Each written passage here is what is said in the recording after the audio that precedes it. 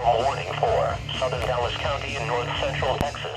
Northern Dallas County and north central Texas until 4:45 p.m.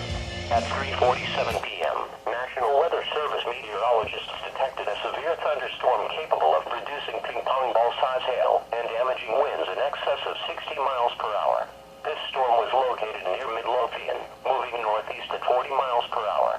The severe thunderstorm will be near Glen Heights, DeSoto, Red Oak, and Duncanville around 3:55 p.m., Lancaster and Palmer around 4 p.m., Ferris around 4:05 p.m., Hutchins and Wilmer around 4:10 p.m., Bulk Springs around 4:20 p.m. This will impact Interstate 35 east between mile markers 400 and 421.